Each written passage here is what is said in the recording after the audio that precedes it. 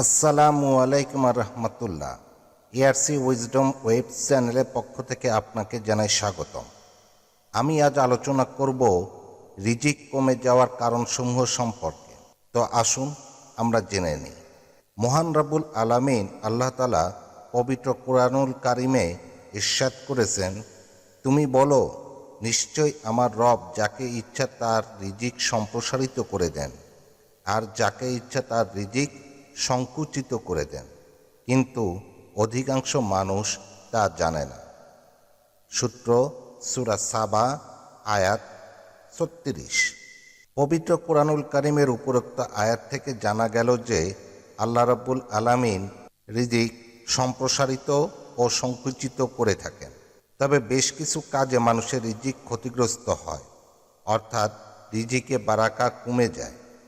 পবিত্র কোরআন ও হাদিসে সে বিষয়গুলো উল্লেখ করা হয়েছে। যেমন পাপ কাজে লিপ্ত হওয়া। যেসব কাজে মানুষের রিজিক ক্ষতিগ্রস্ত হয় তার মধ্যে অন্যতম হল গুনাহ বা পাপাচারে লিপ্ত থাকা। সাওবান রাদিয়াল্লাহু তাআলা আনহু এর বিবরণে আছে যে রাসূলুল্লাহ সাল্লাল্লাহু আলাইহি ওয়াসাল্লাম বলেছেন, সৎকর্ম মানুষের আয়ুষ্কাল বাড়াতে পারে এবং দোয়া মানুষের তাকদীর রদ পরিবর্তন করতে পারে, আর মানুষ তার পাপ কাজের কারণে প্রাপ্য রিজিক থেকে বঞ্চিত হয়। সূত্র ইবনে মাজাহ, হাদিস নম্বর 4022। কৃতজ্ঞতা আদায় না করা। মানুষ যখন প্রাপ্ত নিয়ামতের শুকরিয়া আদায় করে না, তখন তার থেকে সে নিয়ামত ছিনিয়ে নেওয়া হয়, আর এতে ক্ষতিগ্রস্ত হয় মানব জীবন এবং কমে যায় রিজিক। আল্লাহ তাআলা পবিত্র কুরআনুল কারিমে ইরশাদ করেছেন, আর যদি অকৃতজ্ঞ হও তবে মনে রেখো আমার শাস্তি বড়ই কঠোর। সূত্র সূরা ইব্রাহিম আয়াত ৭। মিথ্যা কসম খাওয়া ও ধোঁকা দেওয়া। মিথ্যা কসম খাওয়া এবং মানুষকে ধোঁকা দিলে আয় উপার্জনের বরকত চলে যায়, আর বরকত চলে যাওয়া মানে রিজিক ক্ষতিগ্রস্ত হওয়া। রাসূলুল্লাহ সাল্লাল্লাহু আলাইহি ওয়াসাল্লাম বলেছেন, বেচাকেনা করার সময় তোমরা অধিক কসম করা থেকে সাবধান থেকো, কারণ মিথ্যা কসমের দ্বারা বিক্রি বেশি হয় কিন্তু বরকত ধ্বংস হয়ে যায়। সূত্র মুসলিম, হাদিস নম্বর 1607।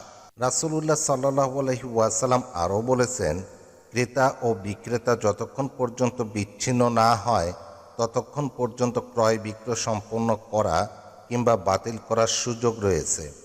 যদি তারা সত্য বলে এবং পণ্যের প্রকৃত অবস্থা ব্যক্ত করে তাহলে তাদের ক্রয় বিক্রয় বরকত হবে, আর যদি মিথ্যা বলে এবং পণ্যের দোষ গোপন করে তাহলে তাদের ক্রয় বিক্রয়ের বরকত ধ্বংস হয়ে যাবে। সূত্র বুখারী, হাদিস নম্বর 2079।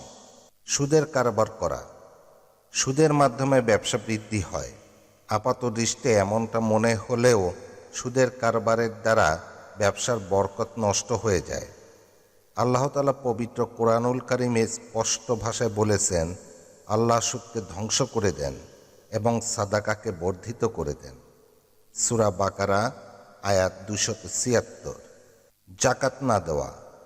জাকাত ইসলামের অন্যতম স্তম্ভ বা মৌলিক বিধান।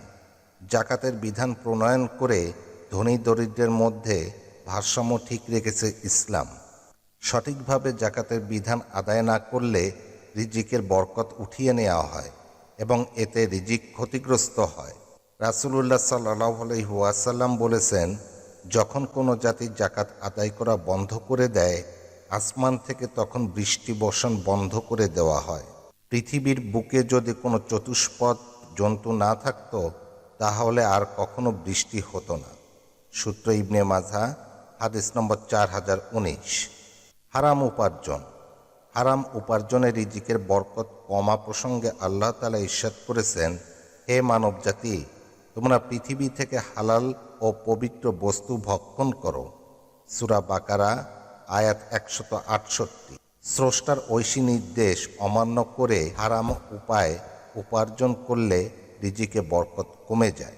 বিশ্বনবী সাল্লাল্লাহু আলাইহি ওয়াসাল্লাম বলেছেন, যে ব্যক্তি হালাল ও বৈধ উপায় সম্পদ অর্জন করে তাকে বরকত দান করা হয়, আর যে ব্যক্তি হারাম ও অবৈধ পন্থা সম্পদ অর্জন করে সে এমন ব্যক্তির মতো আহার করেও তৃপ্ত হয় না, অর্থাৎ সে যতই ভক্ষণ করুক না কেন তার ক্ষুধা নিবারণ হয় না।